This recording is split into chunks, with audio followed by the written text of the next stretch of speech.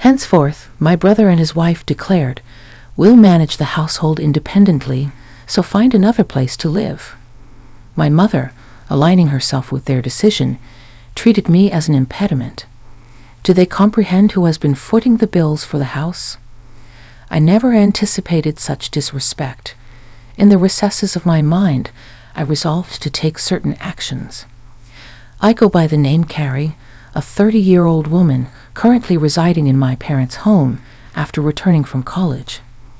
Initially, I ventured into the corporate world to forge my path, but the challenges overwhelmed me, prompting my return home. While navigating unemployment, I explored work-from-home opportunities. Armed with a scientific background, I embarked on a freelance engineering career, commencing with modest projects. The income was meager, yet the experience of working independently was profoundly meaningful. In stark contrast to conventional employment, I could generate ample income without excessive social interaction. As my confidence grew, so did my workload and earnings. Within a year, my income rivaled that of a regular corporate employee. However, the predicament lay in my parents' understanding, especially my mother's reluctance to embrace my work-from-home lifestyle. My father grasped my explanation, but my mother, rooted in traditional beliefs, harbored apprehensions about what she couldn't fathom. Despite my earnest attempts to elucidate, my mother persisted with questions like, "How long do you plan on staying home?" and insinuations about the legitimacy of my online work. Despite presenting evidence of client emails and salary statements, my mother remained unconvinced. She suspected it to be some shady business or involvement in a dubious religion. Despite the consistent payments and the legitimacy of my job, my mother remained steadfast in her skepticism. She continually expressed concerns about the possibility of relying on unemployment benefits, emphasizing their impermanence. Although I had contemplated living independently, my savings were not yet sufficient. Around that time, my father's health took a toll, with deteriorating legs and back necessitating nursing care. Facing an early retirement and sudden income loss, my father assured me that his pension would suffice. However, acknowledging my mother's spending habits, I questioned his ability to manage. His face wore the fatigue of anxiety about the uncertain future. My father had supported me through college and even when I returned home due to mental health challenges. The idea of leaving him alone and continuing to live independently troubled me. My mother too grappled with confusion over my father's sudden condition. Contemplating the situation, I felt a sense of responsibility and a desire to give back. Reassuring my father, I pledged to support the family from that point onward. He expressed surprise, doubting my income's adequacy, but I confidently showed him my stable financial situation. Grasping the reality, my father, who had always understood my circumstances, was taken aback by my newfound stability. Encouraged by his understanding, I offered to help with household expenses, medical bills, and other financial obligations. Each month, I transferred a certain amount to my father's bank account, shouldering a significant part of the financial burden. As my mother had been using my father's credit card, I created a new main card and provided her with a supplementary card. My father, mindful of saving money, urged my mother to follow suit. In response, my mother questioned whether I should be asked to leave the house. I pointed out my financial contributions and emphasized that it would be more challenging without my support. Skeptical, my mother remained unconvinced and suspicious of my assistance. It took my father's persuasion to finally gain her agreement, allowing me to continue living with them. Continuing my work and household responsibilities, I found my mother increasingly taking my assistance for granted. Her strictness intensified with constant remarks about the speed of my chores. "Can't you finish your chores faster?" she would complain. I explained the challenge of multitasking while working, but she dismissed my concerns. The strain on my relationship with her became apparent, and it seemed irreparable. In contrast, my father, understanding my efforts, provided much-needed support. Despite this strained dynamic, we persevered in this manner for a year. After a year, my father's health took a sudden downturn, requiring hospitalization. Visiting him daily, I shared moments of concern and reassurance. Aware of the strain on me, my father expressed gratitude, acknowledging the difficulties in my relationship with my mother.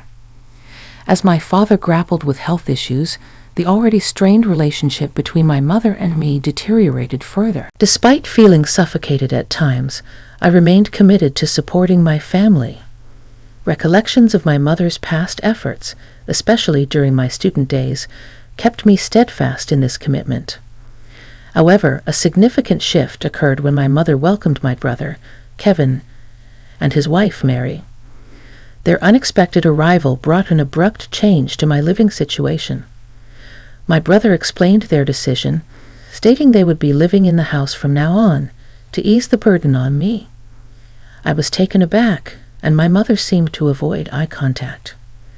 While my brother and his wife claimed their intention was to support me, a hidden meaning lingered in their words. My mother, expressing gratitude, subtly hinted at my need to contribute more to the household. Despite the surprise, I learned that my brother, a graduate of a prestigious college, had joined a reputable company. The unexpected turn of events left me questioning the true motives behind my brother and his wife's presence in our home. Certainly, he must have been earning a substantial salary, but I too was diligently pursuing my own endeavors. I wondered if they could manage without my contributions. Transitioning into a new life at home with my brother and his wife proved to be more demanding than anticipated. "Wake up, Carrie. Make breakfast," my brother's wife hollered, banging on my door. Fully awake and already engrossed in my work as a morning person, I explained that I was already up and working. Despite my work commitments, they insisted that I prepare breakfast. "Get on with it and get breakfast ready," she demanded. I reluctantly forced myself to assist, considering our family's usual morning freedom. Typically, we enjoyed meals at our own pace, especially when my mother and brother's wife were present. I presumed it was customary for the wife to prepare breakfast for her husband. However, my sister-in-law insisted on cooperation, and I reluctantly joined them in the kitchen. Despite my efforts, their dissatisfaction was evident. "Is this what you prepared for breakfast? This isn't enough," they complained. I had meticulously crafted a breakfast plate featuring soft scrambled eggs, a refreshing lettuce salad, fresh buttered toast, and a succulent sausage, thinking it would be well received. However, it seemed I had missed something. "You don't have to eat it," I retorted. Their surprise was palpable, and their reaction turned confrontational, questioning my attitude and who I thought I was. My brother, often condescending and likely influenced by our mother, mocked me. Despite explaining my work commitments, they dismissed it. "What kind of work is that? Are you crazy?" they exclaimed.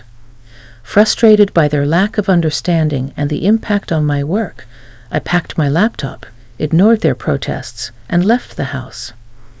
As I departed, my brother's voice echoed in the background, demanding to know where I was going. Ignoring the question, I proceeded to my father's hospital room. As I hurried into my father's hospital room, his surprised gaze met mine. "Carrie, what's wrong? You seem flustered," he observed. I recounted the recent incident, and my father, wearing a surprised expression, responded, "I didn't know they were." "I'm sorry, Carrie. Don't worry about it. You can choose your own way of life." Feeling lost, I expressed concern that my mother might feel more comfortable if my brother, Kevin, were at home. However, my father reassured me, "You don't need to be in a place where you don't feel comfortable. All I want is for you to live happily. Live your life the way you want to live." Encouraged by my father's words, I decided to leave home. Upon returning that evening, I encountered a tense scene resembling a movie.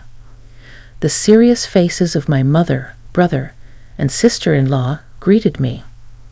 My brother accused me of not being at work, forcing him to take the day off.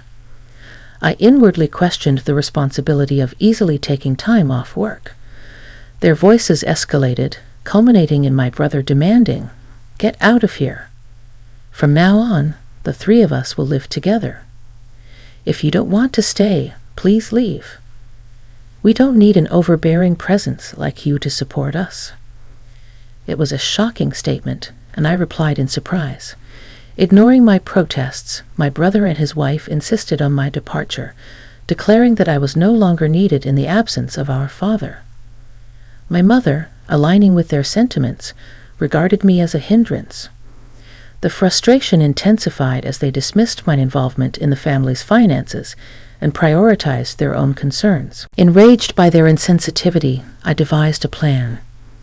Initially, I transferred the money linked to the credit card my mother used daily to another account under my management. This subtle move aimed to surprise my mother when she could no longer access her credit card. I initiated a money transfer from my father's account, a crucial pillar supporting the family's financial stability. However, I ensured that only my father's medical expenses could be withdrawn from this separate account, unbeknownst to my mother. Consequently, a significant financial burden now rested on my brother and his wife. Though unaware of the intricate details of my brother's income, I was certain that he would feel the weight more than ever. After completing the necessary formalities, I gathered my belongings and declared my departure, saying, "I'm leaving this place." To my surprise, my mother, brother, and sister-in-law, who had been relentlessly harassing me, looked taken aback. Their astonishment revealed that they hadn't anticipated my decisive action. Although from the expressions on their faces, it seemed they were secretly enjoying the moment as I announced my departure. They belittled me, expressing their relief. "You're finally leaving.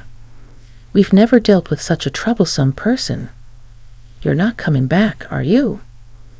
In response, I asserted, "Of course not. Don't contact me." They smiled as I left the house, but I couldn't help but wonder what they would think after I had left.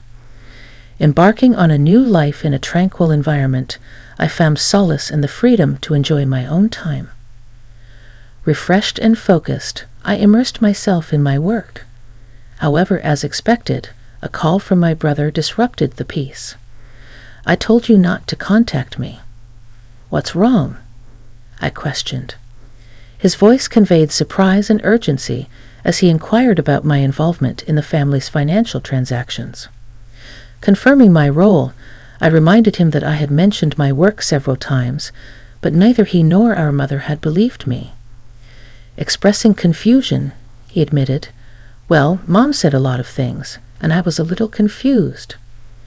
Refusing to acknowledge that it wasn't my fault, he revealed a financial predicament.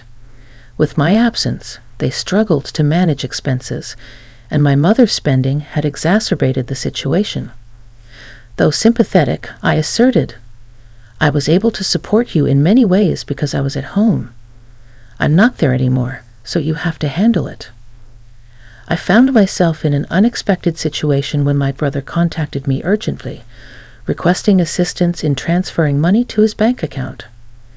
Perplexed, I asked if he was joking, given that he worked for a sizable company. However, to my surprise, my brother confessed that he had been fired from his job due to a significant mistake. His revelation left me speechless, and I realized that he might have returned to our parents' house, assuming there was enough money available. Perhaps he relied on the notion of a stable pension following our father's retirement. Wanting to enlighten my brother about my financial contributions to the household, I found amusement in the thought of his astonishment upon learning the truth. His wife and my mother joined the plea for financial aid, claiming they were on the verge of running out of savings. My mother even revealed that my father refused to contribute to household finances any longer.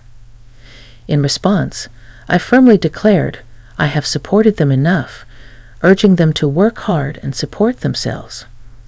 I severed communication, emphasizing my decision to distance myself from their financial struggles. My father, recognizing the strain in his relationship with my mother, consulted a lawyer and opted for a quieter life in a different place. While I continued to visit my father daily, a friend shared my brother's recent struggles. He had moved into a modest apartment, leading a frugal life. My mother, once a homemaker, faced challenges in her sudden job, while my brother found it difficult to adapt to the opinions of his colleagues. Despite his wife's efforts, she succumbed to the pressure and departed, leaving my brother and mother to navigate their challenges together. Concerns lingered for my mother, who maintained her habit of overspending, accumulating debts. However, I recognized my limitations in offering assistance. Focused on my own endeavors, I worked diligently in a comfortable living space, gradually gaining more resources and contemplating new ventures. I aimed to spend quality time with my cheerful father, appreciating every moment with him.